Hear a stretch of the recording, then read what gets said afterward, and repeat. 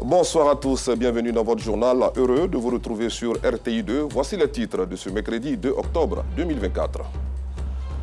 Meurtre d'un étudiant, le gouvernement ivoirien condamne ce acte de barbarie et interdit les activités des associations syndicales et estudiantines sur l'ensemble du territoire national.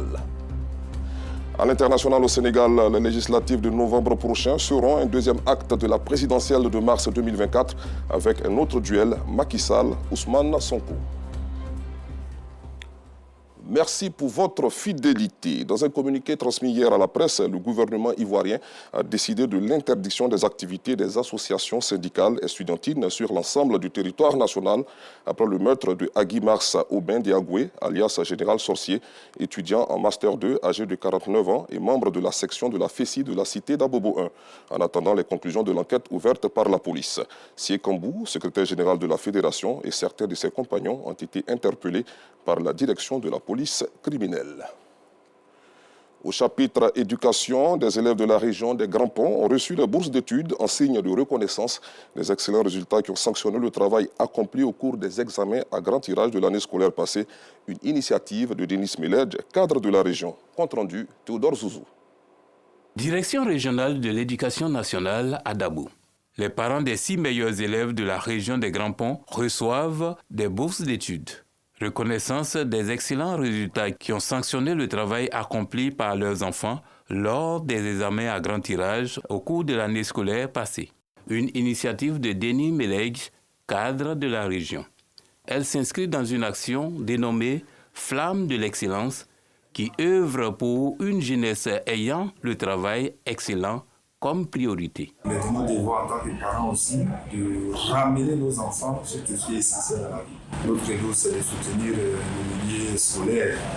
Alors, probablement le mois d'octobre, nous allons procéder aussi à la remise des dons.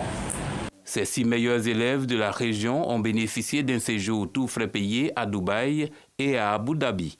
Ce sont plus de 30 millions de francs CFA qui ont été investis pour la récompense de ces excellents. La Flamme de l'excellence est à sa première édition et le promoteur Denis Meledj s'engage à l'institutionnaliser.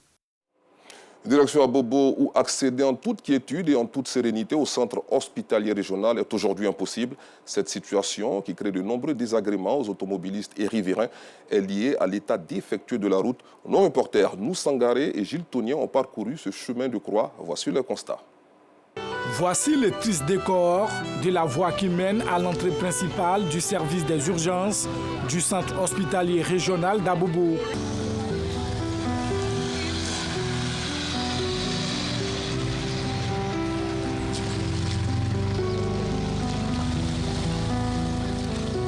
La seconde entrée du centre est aussi agonisante.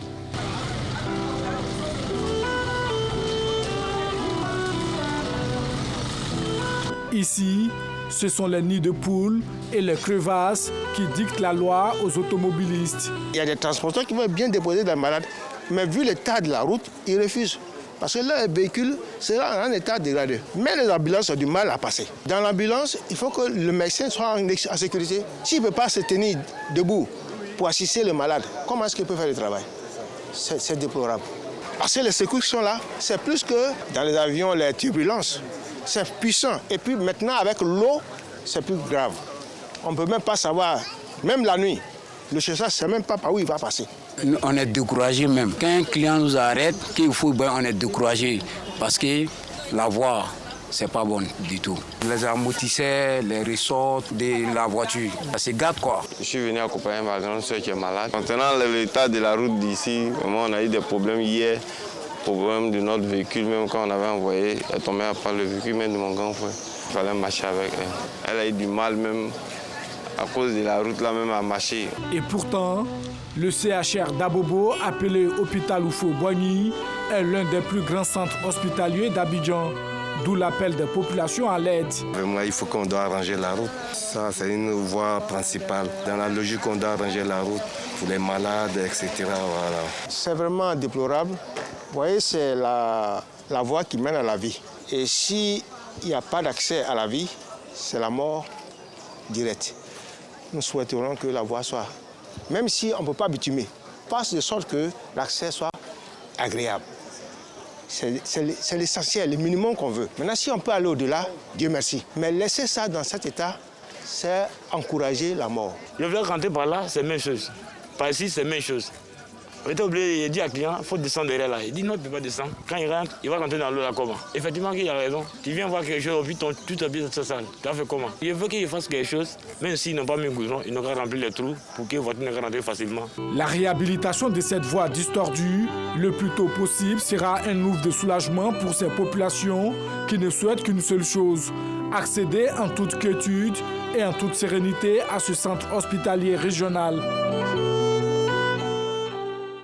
Autre chose à présent, la communauté musulmane des douanes a organisé son assemblée générale ordinaire au quartier Vridi, dans la commune de Port-Boué, le week-end dernier. Un rendez-vous marqué par la présentation du nouveau bureau après l'état du bilan moral et financier de cette entité associative. Pargassoro connaît de Madongui.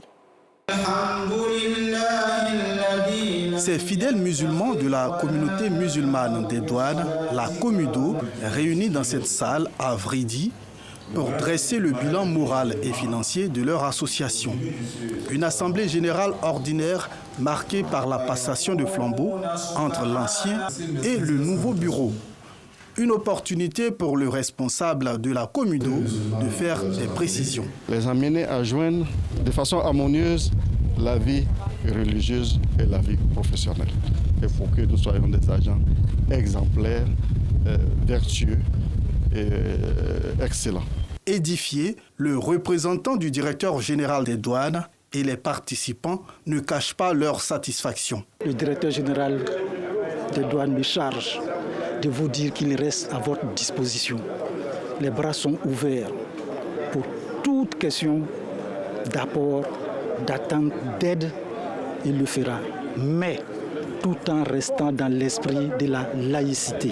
Que cette communauté continue d'évoluer selon les principes islamiques, selon les principes de cohésion, de probité.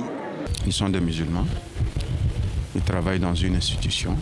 L'institution a ses règles. Nous voulons qu'ils travaillent à la perfection, qu'ils donnent le meilleur d'eux-mêmes afin d'être parmi les élites. Mais ne pas oublier aussi que l'au-delà est là. Que toutes les recommandations qui seront prises contribuent à fédérer cette communauté pour mener à bien toutes les actions dans la spiritualité et dans la cohésion pour que les membres de cette communauté soient toujours une seule famille. Ils ont un atout, c'est la foi. Et sur cette base-là, je suis convaincu qu'ils peuvent soulever des montagnes. En tout cas, tous nos vœux accompagnent la communauté. Depuis sa création, la communauté musulmane des douanes œuvre pour la promotion de l'islam à travers les valeurs cardinales de l'engagement, de l'intégrité et de la détermination dans la sphère professionnelle. Restons dans le domaine de la religion pour dire que les fidèles et sympathisants de la Zaïwa sont à Dabobo PK18 et ceux de la communauté Madjelis, le meilleur des êtres des deux plateaux Cocody, ont célébré le Maoulid le week-end dernier au cœur des préoccupations, la sensibilisation à la paix, à la cohésion sociale et au vivre ensemble. Georgette Ido Fofana. Et aussi le Père de l'humanité. Les fidèles et sympathisants de la Zaïwa sont à Dabobo PK18 ne sont pas restés en marge de la célébration du Maoulid. Une semaine après la commémoration officielle, le cheikh Moustapha Sonta, calife général des Tidjani en Côte d'Ivoire, a exhorté ses co-religionnaires à s'inspirer du comportement du prophète de l'islam. Des comportements qui riment avec les vertus cardinales de paix et de cohésion sociale. Quand on parle du prophète, ça nous enseigne, ça nous guide et ça nous permet de mieux comprendre notre islam et ça nous permet de mieux suivre notre spiritualité. Nous ne sommes pas seulement des pratiquants, mais nous voulons vivre notre foi à travers la vie du prophète Mohammed sallallahu alayhi wa sallam. Pour la circonstance, Cheikh Ahmad Tidiane Diabaté, conférencier, a instruit sur les bienfaits de la célébration du Maoulid dans la vie du musulman. Nous recommandons aux fidèles le modèle de paix, de tranquillité, de cohésion, d'humilité surtout et de vivre ensemble. Nous avons été édifiés encore cette année sur l'importance de préserver et de consolider la paix. le vivre ensemble et la cohésion sociale. Nous avons compris que l'islam demeure une religion de paix, comme l'a recommandé le prophète Mohammed. Paix et salut de Dieu sur lui. Cap est mis sur la commune des deux plateaux Cocody, où le cheikh Yacouba, guide spirituel de la communauté Madjilis, le meilleur des êtres, a prôné la cohabitation pacifique, le vivre ensemble et la recherche de la science profitable aux croyants. Le message que nous allons transmettre, c'est deux messages forts. La place de la science et les savants dans la vie du prophète sallallahu alayhi wa sallam. Un musulman qui n'est pas lettré, ça ne doit pas être normal. Nous lançons l'appel à l'ensemble des musulmans et les habitants de la Côte d'Ivoire à cultiver la paix, à cultiver l'amour, à s'éloigner de tout ce qui est négatif. Car tout ce que nous faisons sur cette terre, nous serons récompensés ici et au jour de la résurrection. Donc pour des futilités, pour des miettes, ne mettons pas la violence dans notre vie et dans la société. Je suis très heureuse et c'est bien. J'ai appris que l'islam, c'est la meilleure. Il faut cultiver la paix. À l'occasion de cet événement de haute portée spirituelle, les communautés ont multiplié la lecture du Coran, les invocations et les œuvres de charité. Au chapitre culture, le spectacle de slam et de poésie assuré par l'Ancre des Étoiles a été organisé le week-end dernier à l'Institut français dans la commune du Plateau. Un événement qui vise à valoriser la femme et la jeune fille dans la société contemporaine. Bienvenue Kwaou. Ils disent que l'argent fait pas le bonheur. Tu n'as jamais dormi le ventre vide. Ils disent que l'argent fait pas le bonheur. Un spectacle de slam et de poésie assuré par l'Ancre des Étoiles a gagné des cœurs. On a lu des émotions. On a dessiné des sourires, car on a dit fort la poésie. Valoriser la femme et la jeune fille dans la société, c'est la quintessence des messages livrés dans les textes. Femme poète, c'est la femme inspirante dans chaque domaine d'activité pour moi, dans la musique, dans la politique, dans la culture et tout ça. Donc j'ai voulu mettre en lumière toutes ces femmes qui inspirent le monde. Ma plume est du côté de la femme, ma plume est pour l'émancipation de la femme, pour l'autonomisation de la femme. Donc c'est un plaisir pour moi de pouvoir mettre en lumière tous ces sujets-là que la société n'ose peut-être pas souvent dévoiler. La première gifle est une erreur. La deuxième est de ma faute. La troisième sera sûrement ma maman. Au nom des vœux, moi je ne quitterai pas le feu de mon foyer. Les différentes prestations riches en couleurs et en sonorités n'ont pas laissé l'ambassadeur du Canada et les spectateurs indifférents.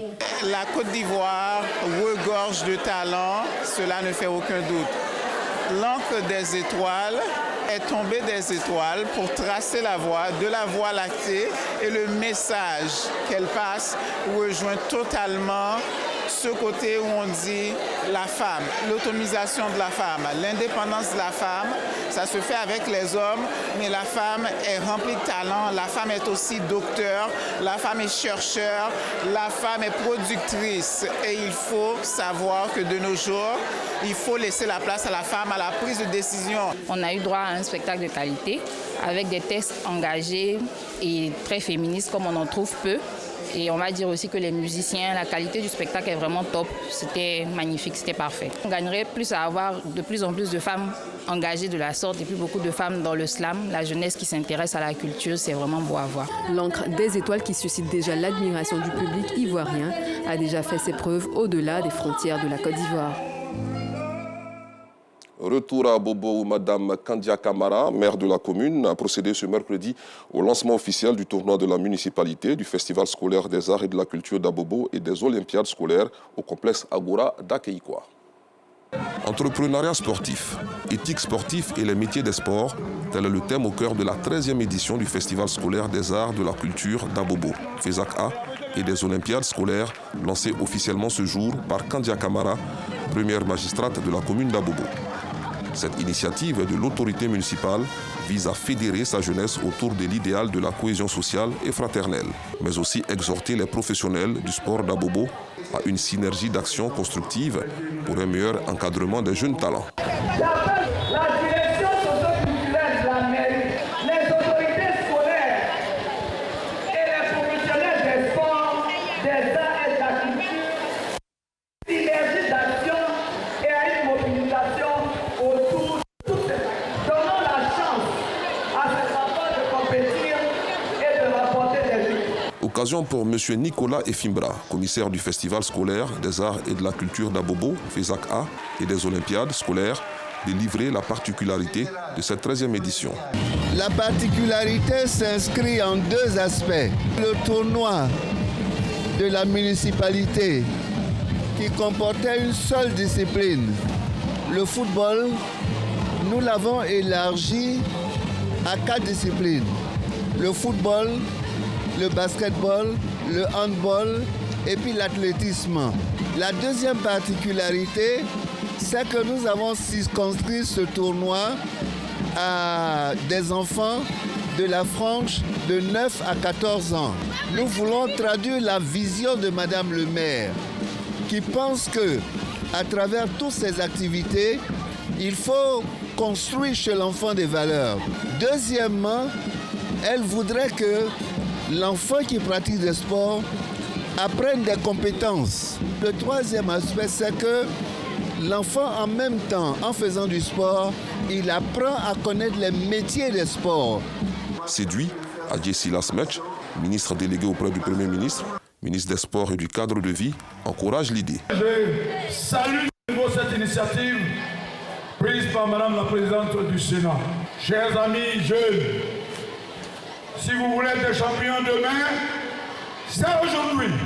Nous sommes en train de sortir de la gestion artisanale du sport pour embrasser l'aspect industriel, l'industrialisation du sport. Le tournoi de la municipalité du FESAC-A et des Olympiades a démarré par un mini-marathon des enfants de 9 à 14 ans qui ont parcouru 5 km. Les meilleurs athlètes ont été récompensés par la maire Kandia Kamara. À l'international, comme annoncé en titre au Sénégal, les législatives du 17 novembre prochain seront-elles une deuxième ronde de la présidentielle de mars 2024. L'une des coalitions de l'opposition, Takou Walou, a investi l'ancien chef de l'État Macky Sall comme tête de liste nationale. Nous sommes en octobre, un mois consacré à la lutte contre le cancer du sein, d'où l'appellation d'Octobre Rose. Et nous recevons Mme Fatou Fadika Koulibaly, présidente de la coalition des organisations de lutte contre le cancer, en abrégé COLCC. Bonsoir Madame, bienvenue. Bonsoir monsieur. Alors, quand est-ce que et pourquoi a été créée la COLCC et quelles sont donc vos missions? La COLCC est une structure de la société civile. Elle est relativement jeune. Elle a été créée le 3 septembre 2020 pour contribuer à la lutte contre le cancer en Côte d'Ivoire. Et nous travaillons aux côtés du gouvernement et des professionnels de la santé pour faire en sorte que le cancer soit le moins mortel que possible pour la population ivoirienne. Et pour que désormais on considère que le cancer n'est pas une fatalité parce qu'il y a les moyens d'en guérir. D'accord. Vos actions se limitent-elles uniquement au cancer, à la lutte contre le cancer du sein, ou bien il y a d'autres actions que vous menez? La coalition compte 25 membres, donc nous couvrons tous les types de cancers. Par exemple, cette année, nous avons commencé le 1er septembre avec le cancer de l'enfant. Dans le cadre d'un programme que nous appelons les Journées de la COLCC, ce programme va se dérouler du 1er septembre au 31 décembre. Donc, après le cancer de l'enfant, nous sommes en octobre, et donc maintenant c'est le mois du rose, de l'octobre rose. Et ensuite, nous irons au mois de novembre, novembre bleu, pour le cancer de la prostate, que nous allons traiter conjointement avec le cancer du col de l'utérus, pour finir en décembre avec une apothéose qu'on vous racontera plus tard. Tout à fait. Alors, un programme assez intéressant, justement. Comment financez-vous vos activités? Est-ce que vous avez des soutiens? Est-ce qu'il y a des cotisations en interne? Nous avons des petites cotisations, mais ce n'est pas ce qui peut nous faire fonctionner, parce que nos missions doivent être financées. Quand quelqu'un profite gratuitement d'un service, c'est une autre personne qui paye. Donc nous avons la chance d'obtenir quelques partenaires au niveau des entreprises, mais nous sommes soutenus à l'international par l'Union internationale contre le cancer, dont nous faisons partie. Et puis nous avons des partenaires significatifs sur place, par exemple des laboratoires qui ont un contrat avec l'État et qui nous soutiennent également à travers le programme Access Roche. Alors, parlons à présent de la caravane que vous initiez durant ce mois d'octobre dans le cadre de la lutte contre le cancer du sein. De quoi s'agit-il concrètement? Alors, la caravane, elle va être lancée le 10 octobre 2024 au Palais de la Culture, salle Christian Latier. Et ce sera pour l'occasion d'expliquer ce que nous voulons faire et l'occasion également d'ouvrir la campagne qui va être exécutée par l'ensemble des organisations membres. Et il s'agira d'investir toutes les communes qui accepteront de nous recevoir Et nous avons donc adressé des courriers aux différents maires. Et à l'intérieur de cette caravane, nous allons faire de la sensibilisation, nous allons faire des dépistages et surtout faire comprendre aux familles, comprendre aux femmes que le cancer, c'est une réalité, mais que le cancer du sein peut se guérir quand il est dépisté tôt. D'accord. Un appel à lancer pour terminer? Ah oui, l'appel, c'est vraiment que nos messages soient entendus, que nos voix soient portées par les médias. Nous vous disons merci. Et que les populations sortent lorsqu'elles entendent parler de sensibilisation et de dépistage. Ça sera gratuit et ça sera bénéfique pour tout le monde. Et nous allons donner toutes les informations qu'il faut pour que le dépistage serve de moyen d'éviter les formes les plus graves du cancer du sein. On va rappeler donc la date de lancement. Ça sera le 10 octobre 2020, dès 7 h, au Palais de la Culture, à Abidjan. Merci beaucoup, Madame Coulibaly. Je rappelle que vous êtes la présidente de la coalition des organisations de lutte contre le cancer. C'est moi qui vous remercie. Point final, merci d'avoir suivi cette édition. Bonne soirée sur RTI2.